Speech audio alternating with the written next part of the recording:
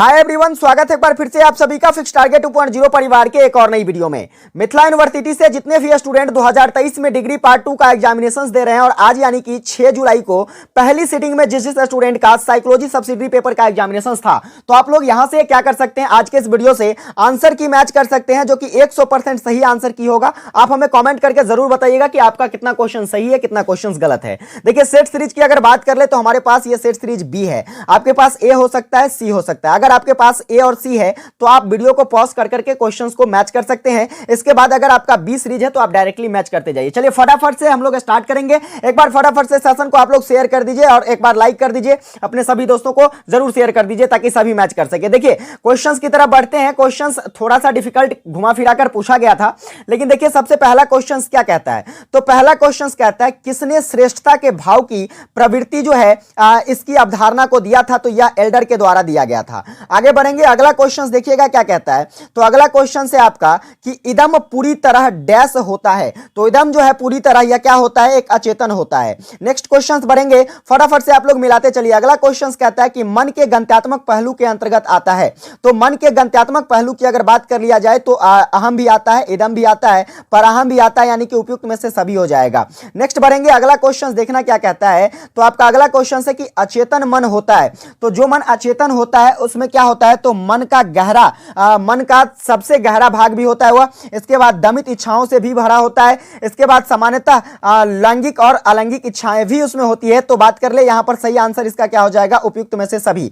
आगे देखेंगे question number अगला क्या कहता है।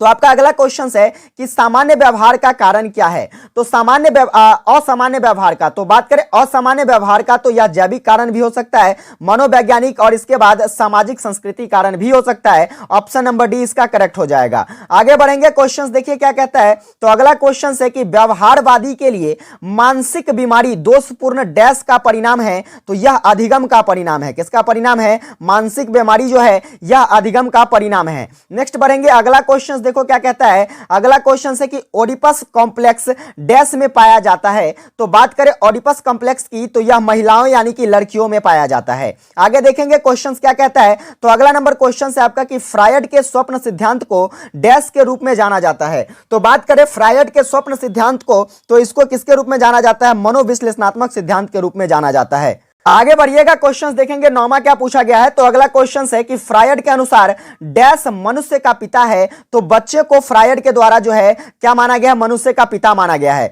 आगे बढ़ेंगे, क्वेश्चंस देखना क्या कहता है। अगला क्वेश्चन है कि बंद जगह के डर को डैश के रूप में जाना जाता है, तो बंद जगह के डर को किसके रूप में, तो क्लोस्ट्रोफोबिया के रूप में जाना जाता है। आगे देखेंगे क्वेश्चन क्या कहता है। 11 नंबर क्वेश्चन कहा है कि मानसिक बीमारी का मूल कारण, तो मानसिक बीमारी का मूल कारण कमजोर अहम और इसके बाद कमजोर इदम, कमजोर पर अहम, ये सभी होंगे। ऑप्शन नंबर डी क्या हो जाएगा, इसका करेक्ट हो जाएगा।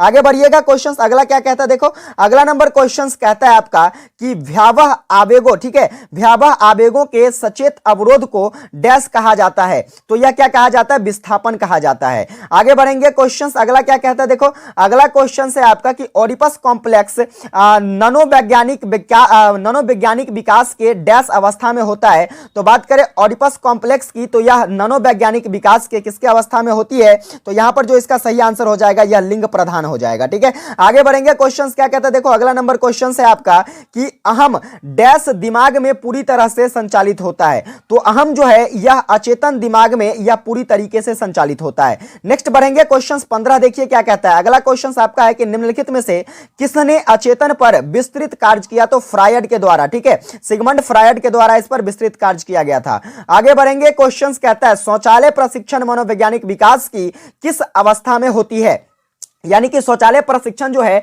यह मनोवैज्ञानिक विकास के किस अवस्था में होता है, तो यह हो जाएगा आपका मेरे भाई किस अवस्था में, तो गुदा अवस्था में। फिर बढ़ेंगे, अगला क्वेश्चन क्या कहता है। देखो अगला क्वेश्चन आपका है कि मन के आकारात्मक मॉडल का प्रस्ताव किसके द्वारा दिया गया, तो मन का आकारात्मक मॉडल जो है यह फ्रायड के द्वारा दिया गया। आगे देखेंगे, क्वेश्चन क्या कहता है। क्वेश्चन है कि मस्तिष्क का सबसे बड़ा भाग कौन सा है, तो यह हो जाएगा आपका क्या हो जाएगा, अचेतन हो जाएगा। नेक्स्ट क्वेश्चन देखिए क्या कहता है। अगला क्वेश्चन है आपका आपका कि पराहम किस सिद्धांत पर कार्य करता है, तो पराहम जो है यह नैतिकता के सिद्धांत पर कार्य करता है। आगे बढ़िए क्वेश्चंस, अगला क्वेश्चंस क्या कहता है, देखो अगला क्वेश्चंस है कि इंटरप्रिटेशन ऑफ ड्रीम पुस्तक के कौन लेखक हैं, तो यह पुस्तक फ्रायड के द्वारा लिखा गया है। आगे बढ़ेंगे क्वेश्चंस, कहता है अगला नंबर क्वेश्चंस के निम्नलिखित में से कौन सा चिंता का लक्षण नहीं है, तो बात करें मति भ्रम जो है यह चिंता का लक्षण नहीं है, बाकी भय के कारण भी चिंता होती है, आशंका के कारण भी चिंता होती है और सुरक्षा के कारण भी चिंता होती है। आगे देखेंगे क्वेश्चंस क्या कहता है, क्वेश्चन है मनोलैंगिक विकास के क्रम में द्वितीय अवस्था कौन सी है, तो मनोलैंगिक विकास के क्रम में जो है आपका गुदा जो है यह द्वितीय अवस्था है। आगे देखो क्वेश्चंस क्या कहता है, डैश वास्तविकता के सिद्धांत पर कार्य करता है, तो वास्तविकता के सिद्धांत पर अगर बात कर लिया जाए तो अचेतन मन जो है यह वास्तविकता के सिद्धांत पर कार्य करता है। आगे देखो क्वेश्चंस क्या कहता है, तो आपका अगला क्वेश्चंस कहता है कि मनोविश्लेषण का जनक किसे, तो यह फ्रायड को, सिगमंड फ्रायड को मनोविश्लेषण का जनक माना जाता है। आगे बढ़ेंगे क्वेश्चंस देखना, अगला क्वेश्चन है आपका कि हाइड्रोफोबिया डैश का डर है, तो यह पानी का डर है। आगे देखो क्वेश्चंस क्या कहता है, तो अगला क्वेश्चन है कि फोबिया एक डैश विकार है, तो फोबिया जो है मेरे भाई यह मनोविकृति विकार है। कैसा विकार है, मनोविकृति विकार है। आगे देखेंगे क्वेश्चंस क्या कहता है, तो अगला क्वेश्चन है कि इदम डैश सिद्धांत पर काम करता है, तो यह नैतिकता के सिद्धांत पर कार्य करता है। आगे देखो ना क्वेश्चंस क्या कहता है कि आईसीडी डैश द्वारा प्रकाशित किया जाता है, तो आईसीडी जो है यह वर्ल्ड हेल्थ ऑर्गेनाइजेशन विश्व स्वास्थ्य संगठन के द्वारा प्रकाशित किया जाता है। आगे देखना क्वेश्चंस कहता है नंबर, अगला क्वेश्चन है कि आईसीडी का पूरा नाम, तो आईसीडी का पूरा नाम जो है इंटरनेशनल क्लासिफिकेशन ऑफ डिजीज हो जाएगा, ऑप्शन नंबर बी करेक्ट हो जाएगा। आगे बढ़ना क्वेश्चंस देखो कहता है कि डीएसएम का नवीनतम संस्करण, तो देखो डीएसएम का नवीनतम संस्करण यहां पर जो करेक्ट आंसर हो जाएगा इसका डीएसएम 5 हो जाएगा। वैसे अगर डीएसएम 5 ऑप्शन नहीं दिया होता तो ये इसका सही आंसर हो जाता, डीएसएम 4TR, ठीक है, लेकिन यहां पर 5 है इसलिए इसका correct answer option number D होगा। आगे देखना क्वेश्चंस क्या कहता है, अगला क्वेश्चन है कि डीएसएम डैश द्वारा प्रकाशित किया जाता है, तो यह एपीए के द्वारा प्रकाशित किया जाता है। एपीए का पूरा नाम, आगे देखिए एपीए का पूरा नाम पूछ लिया गया आपसे, तो एपीए का जो पूरा नाम होता है यह क्या होता है, तो अमेरिकन साइकोलॉजिकल एसोसिएशन होता है। आगे देखना क्वेश्चंस क्या कहता है, आपका अगला क्वेश्चन है कि मनोलैंगिक विकास के कितने चरण, तो कुल 5 चरण होते हैं। नेक्स्ट बढ़िए 34 नंबर क्वेश्चन देखो क्या कहता है, क्वेश्चन है कि डैश को मानसिक ऊर्जा का क्या कहा जाता है, पावर हाउस कहा जाता है, तो यह किसको मानसिक ऊर्जा का पावर हाउस, तो इदम को मानसिक ऊर्जा का पावर हाउस कहा जाता है। आगे देखना क्या कहता है, अगला नंबर क्वेश्चंस कहता है क्वेश्चंस की स्वप्न डैश का राजमार्ग है, तो स्वप्न जो है यह अचेतन का राजमार्ग माना जाता है। आगे देखना क्वेश्चंस क्या कहता है कि इदम अहंग और पराहंग की अवधारणा, तो यह किसके द्वारा मेरे भाई, तो यह फ्रायड के द्वारा दिया गया। आगे बढ़ेंगे क्वेश्चंस देखोगे कहता है कि असामान्यता किसके कारण होती है, तो असामान्यता जो है यह जीन के कारण भी होता है, पर्यावरण के कारण भी होता है, परिवार में गलत संचार के कारण भी असामान्यता आती है, और उपयुक्त में से सभी यहां पर क्या हो जाएगा, इसका करेक्ट आंसर हो जाएगा। आगे देखना क्वेश्चंस क्या कहता है, अगला क्वेश्चन है आपका कि फ्रायड के किस सिद्धांत में कमोत्तेजक शब्द पाया गया है, तो कमोत्तेजक शब्द की अगर बात कर लिया जाए तो यह मनोलैंगिक विकास में पाया गया है। आगे क्वेश्चंस देखना क्या कहता है, तो आपका अगला नंबर क्वेश्चन है मुखावस्था मनोलैंगिक विकास की डैश अवस्था है, तो बात करें मुखावस्था की, तो मुखावस्था जो है मेरे भाई यह कौन सी अवस्था है, तो यह मनोलैंगिक विकास की पहली अवस्था है। आगे देखना क्वेश्चंस क्या कहता है, 40 नंबर क्वेश्चंस आपका कहता है कि व्यक्तित्व का कौन सा घटक केंद्रीय कार्यकारी के रूप में कार्य करता है,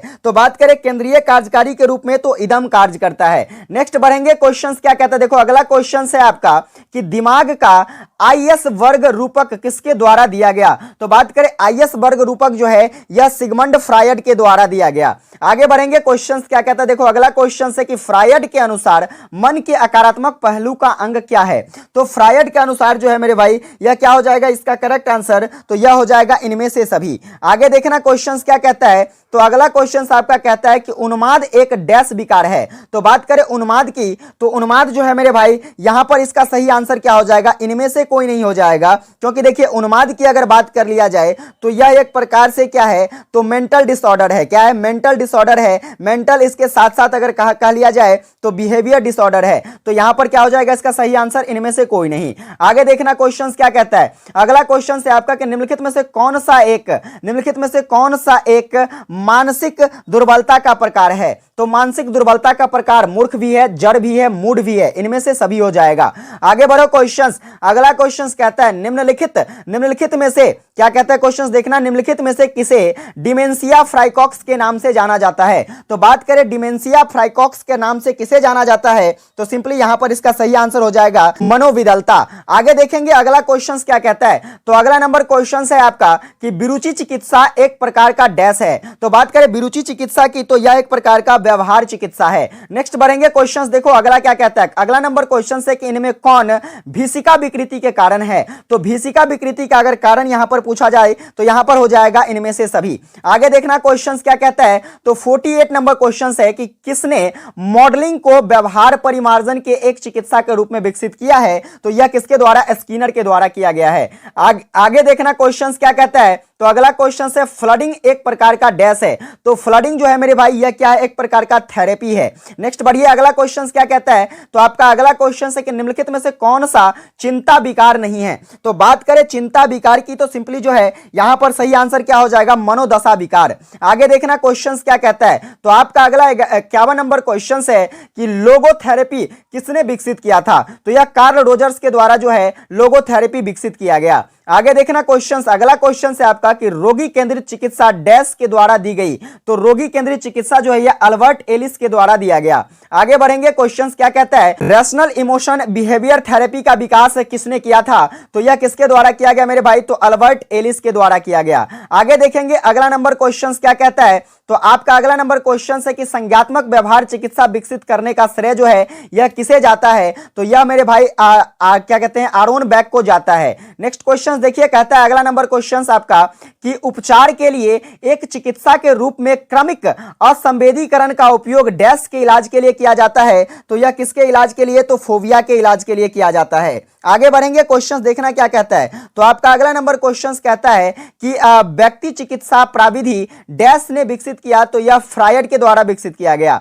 अगला क्वेश्चन 57 देखना कहता है आपका 57 नंबर क्वेश्चन कि निम्नलिखित में से कौन सा मनोविश्लेषणात्मक चिकित्सा प्राविधि का एक अवस्था है। तो यहां पर जो है इसका सही आंसर क्या हो जाएगा, इनमें से सभी हो जाएगा। आगे बढ़ेंगे क्वेश्चंस क्या है। तो अगला नंबर क्वेश्चंस कहता है, अगला नंबर क्वेश्चंस देखिए आपका है कि व्यवहार चिकित्सा डैश के सिद्धांतों पर आधारित है। तो यह संज्ञान के सिद्धांतों पर आधारित है। नेक्स्ट क्वेश्चंस देखना 59 नंबर क्या है कि निम्नलिखित में से किसने मनोविश्लेषणात्मक प्रविधि को विकसित किया। तो यह किसके द्वारा, फ्रायड के द्वारा विकसित किया गया। आगे 60 नंबर क्वेश्चंस देखना क्या है। तो क्वेश्चंस कहता है कि डाउन सिंड्रोम डैश का कारण है। तो डाउन सिंड्रोम जो है यह ध्रुवीय विकार, क्या कहते हैं, द्विध्रुवी विकार है। इसके बाद देखो अगला क्वेश्चन कहता है कि 140 से अधिक बुद्धि लब्धि वाले व्यक्ति को क्या कहा जाता है, तो प्रतिभाशाली कहा जाता है। अगला देखना 62 नंबर क्वेश्चन क्या कहता है कि मानसिक दुर्बलता की विशेषता जो है इनमें से सभी हो जाएगा। आगे बढ़िए अगला क्वेश्चन आपका कहता है कि इदम डैश का भंडार है। तो यहां पर इसका सही आंसर क्या हो जाएगा, ऑप्शन नंबर सी, ए और बी दोनों का। आगे देखेंगे क्वेश्चंस, आपका अगला क्वेश्चन कहता है कि निम्नलिखित में से कौन सा असामान्य मनोविज्ञान की एक विधि है। तो बात करें असामान्य मनोविज्ञान की, तो यहां पर जो है इसका सही आंसर क्या हो जाएगा, इनमें से सभी हो जाएगा। आगे बढ़ेंगे अगला 65 नंबर क्वेश्चन आपका कहता है कि बार बार हाथ धोना डैश है। तो बार बार हाथ धोना जो है यह क्या है मेरे भाई, तो मनोग्रसित बाध्यता विकार है। आगे क्वेश्चंस देखेंगे, आपका अगला क्वेश्चन कहता है मनोविदलता डैश है। तो मनोविदलता क्या है मेरे भाई, तो यह एक प्रकार का मनोविकृति है। आगे देखेंगे क्वेश्चंस, अगला कहता है आपका 67 नंबर क्वेश्चन है कि पैनिक डिसऑर्डर क्या है। तो पैनिक डिसऑर्डर की अगर बात कर लिया जाए तो पैनिक डिसऑर्डर मेरे भाई यह क्या है, एक चिंता विकार है। क्या है, एक चिंता विकार है। आगे देखेंगे क्वेश्चंस क्या कहता है कि फ्रायड के अनुसार डैश नींद का एक संरक्षक है। तो नींद का संरक्षक अगर बात कर लिया जाए तो आपका स्वप्न हो जाएगा। आगे देखो क्वेश्चंस क्या है, अगला नंबर क्वेश्चन है कि मनोवैज्ञानिक विकास के सिद्धांत में अंतिम चरण कौन सा है। तो अंतिम चरण की अगर बात कर लिया जाए तो आपका हो जाएगा जननेंद्रिय अवस्था। आगे देखना क्वेश्चंस क्या है, क्वेश्चंस अगला कहता है कि चयनित विस्मरण की घटना डैश में पाई जाती है। तो यह किस में पाया जाता है? विस्थापन में पाया जाता है। आगे देखेंगे 71 क्वेश्चंस कहता है इलेक्ट्रा कॉम्प्लेक्स डैश में पाया जाता है, तो इलेक्ट्रा कॉम्प्लेक्स जो है यह लड़कियों में पाया जाता है। आगे बढ़ोगे, क्वेश्चंस क्या कहता है? देखो, इलेक्ट्रा कॉम्प्लेक्स डैश के दौरान विकसित होता है, तो यह किसके दौरान विकसित होता है मेरे भाई? तो यह लिंग प्रधान, क्या कहते हैं, लिंग प्रधान अवस्था के दौरान जो है यह विकसित होता है। आगे कहता है क्वेश्चंस अचेतन में, किसमें?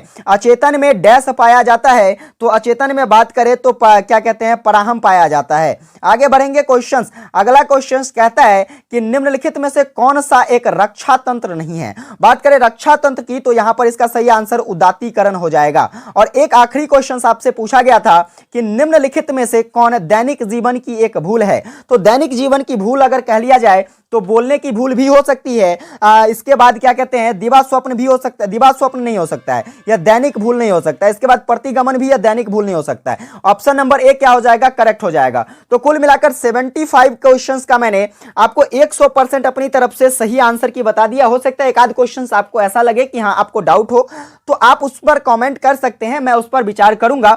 लेकिन हाँ, ये 100% सही आंसर मैंने आपके बीच डिस्कस कर दिया है। आप यहां से मैच करके हमें बता सकते हो कि आपका कितना क्वेश्चन सही है, कितना क्वेश्चन गलत है। ठीक है, कमेंट करके जरूर बताना। वीडियो हेल्पफुल लगे तो चैनल पर नए हो सब्सक्राइब कर लेना, वीडियो को एक प्यारा सा लाइक करके अपने सभी दोस्तों को भी जरूर शेयर करना। मिलेंगे आप लोगों के साथ एक नई क्लास में, तब तक के लिए जय हिंद, वंदे मातरम।